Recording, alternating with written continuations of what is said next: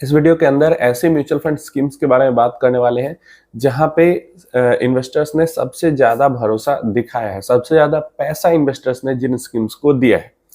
ऐसी स्कीम्स है जिनके अंदर इतना इनफ्लो गया है, जितनी ओवरऑल कैटेगरी के अंदर इनफ्लो गया है उससे ज्यादा या उसके बराबर का इनफ्लो सिर्फ एक स्कीम के अंदर गया है। जैसे मान लो मिड कैप के अंदर में 3,000 करोड़ का इनफ्लो गया है, तो यहाँ पे एक मिड कैप फंड है जिसके अंदर 3,000 करोड़ से ऊपर का इनफ्लो गया है। तो ऐसा क्यों होता है कि एक ही स्कीम के अंदर इतना इनफ्लो गया फिर भी जो कैटेगरी का इनफ्लो है वो उससे कम है या उसी के बराबर है? इसलिए क्योंकि कैटेगरी की जो अदर स्कीम्स है उनके अंदर अगर आउटफ्लो हुआ है तो ओवरऑल कैटेगरी की जो इनफ्लो या आउटफ्लो का नंबर है वो वैसे ही दिख के आएगा, ज्यादातर स्कीम्स में जितना पैसा गया है या निकाला गया है उसी के अकॉर्डिंग। तो यहाँ पे नंबर 9th नंबर पे है, सबसे पहले हमारे पास आ जाता है सबसे पॉपुलर फंड जो रहा है 2024 में एकदम fire fund, Motilal Oswal mid cap fund. Performance dip हुई है लेकिन अभी भी इन्वेस्टर्स का भरोसा इस फंड के साथ बना हुआ है और बना रहना भी चाहिए। शॉर्ट टर्म के डिप पे बहुत ज्यादा परेशान नहीं होना चाहिए। यहाँ पे इस फंड के अंदर अप्रोक्सीमेटली 2620 करोड़ का इनफ्लो गया है। पिछले महीने में जो इसका टोटल एयूएम था वो ऑलमोस्ट 27,780 करोड़ का था और लेटेस्ट मंथ में इसका जो एयूएम है वो 30,400 करोड़ पहुंच चुका है। नंबर 8 पे और नंबर 7 पे हमारे पास दो फंड आ जाते हैं एचडीएफसी की कैटेगरी से, और एचडीएफसी ने तो मतलब राज किया है, एचडीएफसी के अंदर बहुत पैसा डाला है इन्वेस्टर्स ने। तो पहले एचडीएफसी का स्मॉल कैप फंड आ जाता है जिसके अंदर 3,151 करोड़ का इनफ्लो गया है और इसका एयूएम पहुंच चुका है 34,000 करोड़ पे। और एचडीएफसी का बैलेंस एडवांटेज फंड जहां पे 2,883 करोड़ का इनफ्लो गया है और इसका एयूएम पहुंच चुका है 1 लाख करोड़। अब यहाँ पे क्या है कि बहुत सारा पैसा इस महीने में हमने देखा कि hybrid funds and multi asset funds के अंदर भी गया है, तो वही चीज हमें यहाँ पे भी दिख रही है। नंबर 6 पे हमारे पास निपॉन से आ जाता है निपॉन मल्टी कैप फंड, जहां पे एक महीने के अंदर 3,221 करोड़ का इनफ्लो गया है और इसका जो एयूएम है वो 40,261 करोड़ से बढ़ के 43,483 करोड़ पहुंच चुका है। नेक्स्ट हमारे पास कोटक के दो फंड आ जाते हैं, कोटक का आर्बिट्राज फंड एंड कोटक का इमर्जिंग इक्विटी फंड। कोटक के आर्बिट्राज फंड के अंदर में 4,052 करोड़ का इनफ्लो गया है और 3,818 करोड़ का इनफ्लो गया है कोटक के इमर्जिंग इक्विटी फंड, जो कि मिड कैप फंड है, अब तो नाम भी इसका चेंज हो चुका है। और यहाँ पे दोनों ही जो है 50,000 करोड़ के ऊपर है। आर्बिट्राज फंड जो है वो 67,000 करोड़ पहुंच चुका है और जो मिड कैप फंड है वो 53,000 करोड़ पहुंच चुका है। नेक्स्ट हमारे पास एचडीएफसी का मिड कैप फंड आ जाता है। अगेन देखो, एचडीएफसी के दो फंड पहले थे, फिर से एचडीएफसी का फंड आ गया। एचडीएफसी के मिड कैप फंड के अंदर में बहुत ज्यादा पैसा 4,807 करोड़ रुपीस एक ही महीने के अंदर डाले गए हैं और यहाँ पे इनका जो एयूएम है वो 74,900 करोड़ से बढ़ के 79,700 करोड़ पहुंच चुका है। तो मिड कैप फंड होते हुए बहुत बड़ा एयूएम हो चुका है इनका।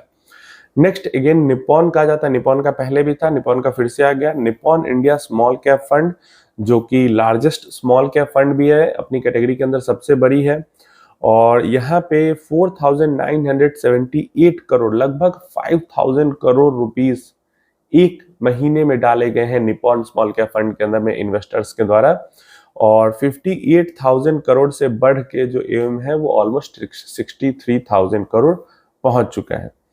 सबसे टॉप पे हमारे पास पराग पारिक फ्लेक्सी कैप फंड आ जाता है, जहां पे इस फंड के अंदर में largest flexi, second best largest small cap था और फर्स्ट बेस्ट जो है वो लार्जेस्ट फ्लेक्सी कैप है और थर्ड बेस्ट जो है ऑलमोस्ट कह सकते हो लार्जेस्ट मिड कैप फंड। तो यहाँ पे जो पराग पारिक फ्लेक्सी कैप फंड है इसके अंदर 5,326 करोड़ रुपीस डाले गए हैं और जिससे इसका जो एयूएम है वो 98,541 करोड़ से बढ़ के 1,03,000 करोड़ पहुंच चुका है। एक प्रॉपर इक्विटी फंड का एयूएम 1 लाख पहुंच चुका है, ये बहुत बड़ी बात है। इसके ऊपर हमने बात भी की थी, मिड मंथ में भी ही अपडेट आया था कि 1 लाख करोड़ पार कर चुकी है पराग पारिक फ्लेक्सी कैप फंड। तो बहुत तगड़ा इन्फ्लोज इनके अंदर में रहा है और जो इन्फ्लोज का डेटा है वो देखकर ये भी समझ में आ रहा है कि इन्वेस्टर यहाँ पे काफी ज्यादा भरोसा दिखा रहे हैं। अब एक चीज और है कि जो मई का महीना रहा है वहां पे अप्रैल में भी रिकवरी हुई है, लेकिन मई में भी अच्छी रिकवरी हुई है। और ये जो डेटा है वो month on month end date पे जो AUM है टोटल, उसके ऊपर ये डेटा निकाला गया है।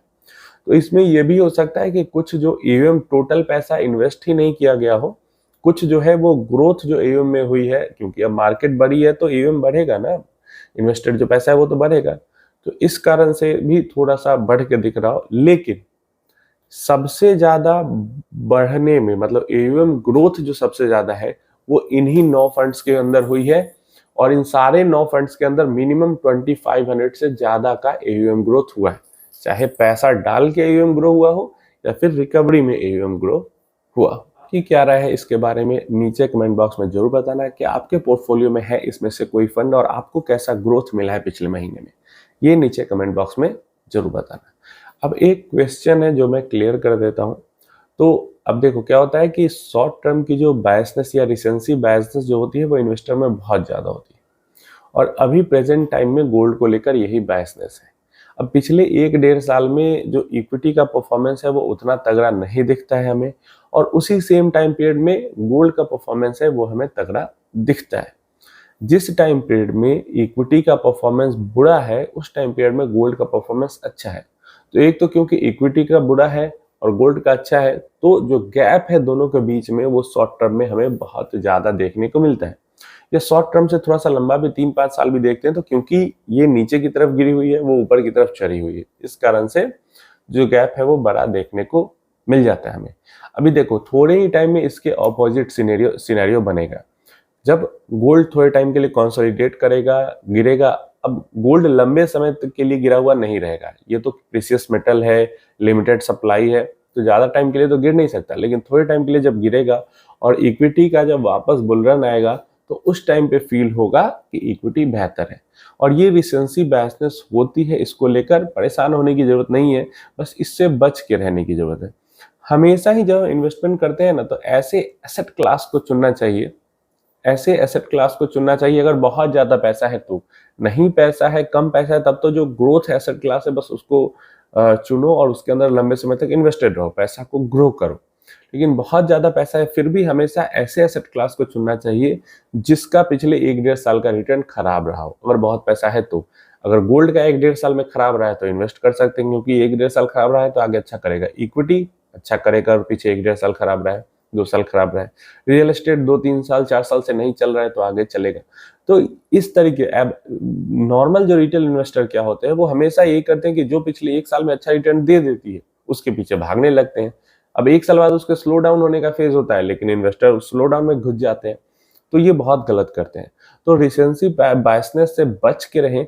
और इक्विटी ऐसा ग्रोथ एसेट क्लास है और SIP एक ऐसा इन्वेस्टमेंट का वे है कि जब रैली होती है तो आपको अच्छा रिटर्न मिलता है, और जब स्लो डाउन का फेज आता है तो कम प्राइस पे यूनिट एक्युमुलेट होती है।